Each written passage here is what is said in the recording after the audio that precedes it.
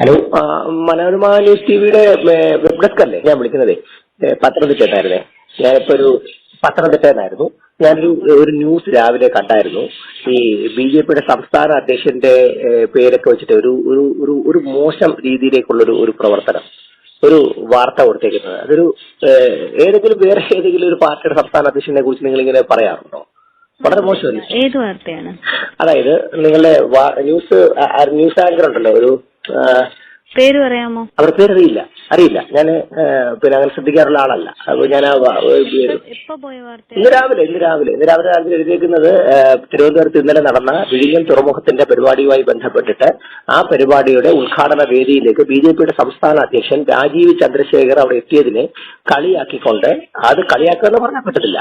അപ്പൊ അദ്ദേഹത്തിന് അവിടെ മറ്റേ ഇത്തരം പേര് ഇത് തെരഞ്ഞെടുക്കപ്പെട്ട ജനപ്രതിനിധികൾക്കിടയിൽ പിന്നെ തെരഞ്ഞെടുക്കപ്പെടാത്തൊരു വ്യക്തി എങ്ങനെ വന്നു എന്നൊരു സംശയം ജനിപ്പിക്കുക, അല്ലെ അങ്ങനെ സംശയിച്ച് പറയുകയൊക്കെ ചെയ്യാതെ നമുക്ക് പോട്ടെ. ന്യായമായ രീതിയിൽ പാർട്ടിക്കാർ പറയുന്നതാണെന്ന് പറയാം. പക്ഷെ അങ്ങനെ അല്ല. പറഞ്ഞിരിക്കുന്ന ഭാഷ നിങ്ങൾ കണ്ടില്ലേ? അത് നിങ്ങളത് പിന്നെ സ്ക്രൂട്ടണി ചെയ്തിട്ടാണല്ലോ സ്വാഭാവികമായിട്ട് നമുക്ക് അടുത്ത ഇതിലേക്ക് വിടുന്നത്. അപ്പൊ അവർ പറഞ്ഞിരിക്കുന്ന ഭാഷ ഒരു പുതിയൊരു വേടൊക്കെ കണ്ടുപിടിച്ചേക്കുന്നു. നേരത്തെ ഒരു വാക്കുണ്ടായിരുന്നു, അത് മാറിയപ്പോൾ ഇപ്പൊ പുതിയൊരു വാക്ക് വന്നേക്കുന്നു എന്നൊക്കെ പറഞ്ഞു. അതും അദ്ദേഹത്തിന്റെ പിതാവിന്റെ പേര് രാജീവ് ചന്ദ്രശേഖർ എന്നാണ് അദ്ദേഹത്തിന്റെ പേര്. അദ്ദേഹത്തിന്റെ അച്ഛന്റെ പേരാണ് ചന്ദ്രശേഖർ. അദ്ദേഹത്തിന്റെ പേര് വെച്ചിട്ടാണ്. ഒരു കാര്യം പറയട്ടെ. പരിപാടി എന്ന് പറയുന്നത് ട്രെൻഡിങ് ന്യൂസ് എന്നാണ് സാർ പറയുന്ന പരിപാടിയുടെ പേര്. ഓക്കെ, അതിന്റെ അകത്ത് നമ്മളെ സ്ഥാപനത്തിന്റെ നിലപാടുകളോ അങ്ങനത്തെ കാര്യങ്ങളോ ഒന്നും അല്ല നമ്മൾ പറയുന്നത്. അതായത് സോഷ്യൽ മീഡിയയിൽ ഞാൻ സാർ പറയുന്നത് ഞാൻ കേട്ടല്ലോ, ഞാൻ പറയുന്നത് ഒന്നങ്ങോട്ടേക്ക് കേൾക്കും. അപ്പോ എന്താണോ അന്നത്തെ ദിവസം സോഷ്യൽ മീഡിയയിൽ ട്രെൻഡിങ് ആയി പോയിട്ടുള്ള സംഭവങ്ങൾ അത് അതുപോലെ തന്നെ നമ്മൾ അവതരിപ്പിക്കുകയാണ് ചെയ്യുന്നത്. ഓക്കെ, അതൊരിക്കലും മനോരമ എന്ന് പറയുന്ന സ്ഥാപനത്തിന്റെ നിലപാടുകളെയോ അല്ലെങ്കിൽ നമ്മളുടെ ആരുടെയെങ്കിലും മറ്റേ എഡിറ്റോറിയൽ പോളിസിയോ ഒന്നും കാണിക്കുന്നതല്ല. അത് ശരി. ഞാൻ വളരെ ബഹുമാനത്തോടു കൂടി അങ്ങയോടൊരു കാര്യം ചോദിച്ചോട്ടെ.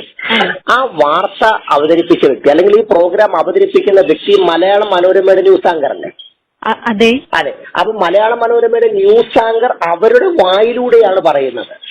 അല്ലാതെ ഏതെങ്കിലും ഒരു ന്യൂസ് ട്രെൻഡിങ് ആയിട്ട് ഇങ്ങനെ ഒരു സാധനം എവിടെയോ കണ്ടെന്നോ സോഷ്യൽ മീഡിയയിൽ കണ്ടെന്നോ ഉള്ളതിന്റെ ക്ലിപ്പ് കാണിക്കാമല്ലോ. അല്ലാതെ ഇത് മനോരമയുടെ അഭിപ്രായമാണ് എന്നും പറഞ്ഞിട്ട് അല്ലല്ല, അവരാണ് പറഞ്ഞത് ട്രെൻഡിങ് ആയിട്ട് ഓടുന്നത്. എവിടെ ട്രെൻഡിങ്? ഇന്നലെ സോഷ്യൽ അതാ പറഞ്ഞേ പോപ്പുലർ ഫ്രണ്ടുകാരുടെയും അതുപോലെയുള്ള ആളുകളുടെയും പേജുകളിലല്ലേ മേഡം അങ്ങനെ കണ്ടത്? പോപ്പുലർ ഫ്രണ്ടുകാരുടെ അവരുടെയും പേജുകളിലുണ്ടോ? വേറെ ഏത് പേജിലാണ് കണ്ടത്? സോഷ്യൽ മീഡിയയിൽ വ്യാപകമായി ഇന്നലെ പ്രചരിച്ച കാര്യമാണ്. VT ബൽറാം അടക്കമുള്ളവർ ഇന്നലെ സോഷ്യൽ മീഡിയയിൽ ഇട്ട സാധനമാണ്. കേരളത്തിന്റെ മന്ത്രിമാരൊക്കെ എടുത്തിട്ട് അത് തന്നെ അത്തരം കണ്ടന്റ് എടുത്ത് നമ്മളിങ്ങനെ ചർച്ചയുണ്ട് എന്നേ പറഞ്ഞിട്ടുള്ളൂ. അല്ലാതെ ന്യൂസ് എന്നാ പറഞ്ഞത്. ട്രെൻഡിങ് ആണെന്ന്, അങ്ങനെ ഒരു വാചകം ട്രെൻഡിങ് ആണെന്ന് ആര് പറഞ്ഞു?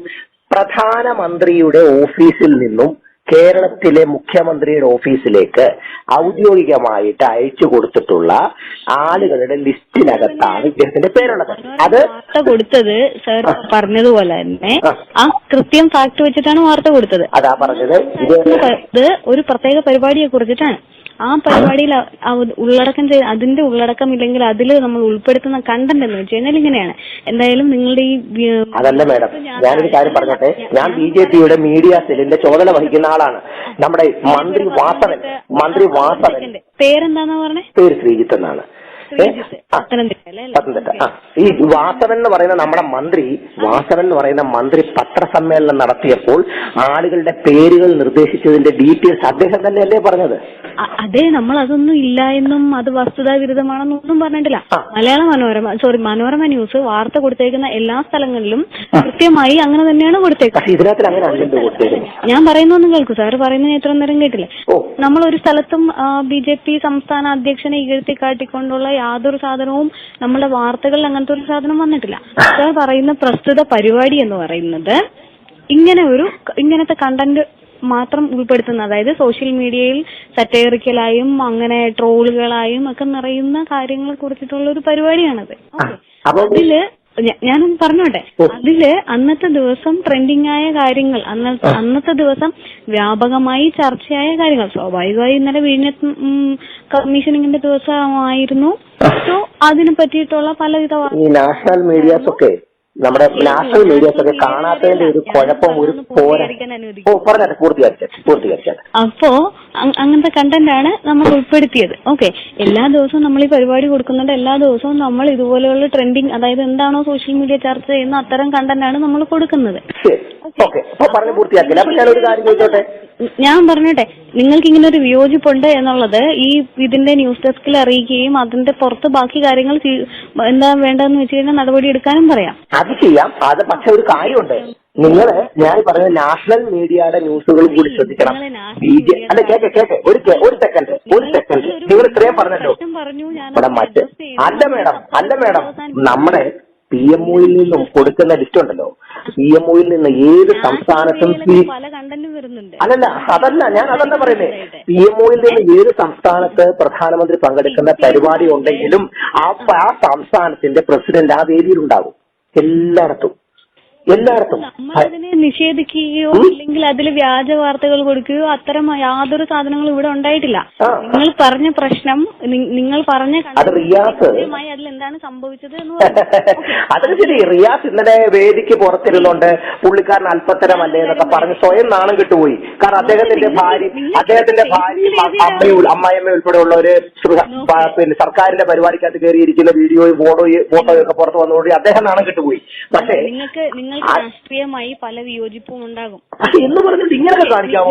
നിങ്ങൾ ഇങ്ങോട്ടേക്ക് വിളിച്ചത് ഒരു പരിപാടിയെ പറ്റി അത് വളരെ മോശമായ പ്രവർത്തനമാണ് മനോരമ ചെയ്തത്. അത് കോൺഗ്രസുകാരെ അവരുടെ പരിപാടിക്ക് അവർ അടുപ്പിക്കാത്തത് കൊണ്ട്.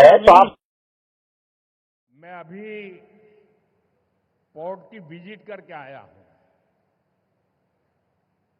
और गुजरात के लोगों को जब पता चलेगा कि इतना बढ़िया पोर्ट ये अदानी ने यहां केरल में बनाया है, ये गुजरात में 30 साल से पोर्ट पे काम कर रहे हैं, लेकिन अभी तक वहां उन्होंने ऐसा पोर्ट नहीं बनाया, तब उनको गुजरात के लोगों से गुस्सा सहन करने के लिए तैयार रहना पड़ेगा. അദാനി വളരെ വേഗത്തിൽ നമ്മുടെ വിഴിഞ്ഞം പോർട്ടിന്റെ നിർമ്മാണം പൂർത്തിയാക്കി. 30 വർഷമായി ഗുജറാത്തിൽ അദാനിയുടെ പോർട്ട് പ്രവർത്തിക്കുകയാണ്. എന്നാൽ ഇത്രയും വലിയ പോർട്ട് അദ്ദേഹം നിർമ്മിച്ചു നൽകിയത് കേരളത്തിലെ വിഴിഞ്ഞത്താണ്. ഇക്കാര്യത്തിൽ ഗുജറാത്തിലെ ജനങ്ങളുടെ പരാതി അദ്ദേഹം കേൾക്കേണ്ടി വരും. हमारे मुख्यमंत्री जी से भी मैं कहना चाहूंगा, आप तो इंडी अलायंस के बहुत बड़े मजबूत पिलर है, यहां शशि थरूर भी बैठे हैं, और आज का ये इवेंट कई लोगों की नींद हराम कर देगा. നമ്മുടെ എയർലൈൻസുമായിട്ടുള്ള ബന്ധപ്പെട്ട പ്രശ്നങ്ങൾ, അതുമായി ബന്ധപ്പെട്ട കാര്യങ്ങളിലും ആവശ്യമായ ശ്രദ്ധ നൽകണം. He could not.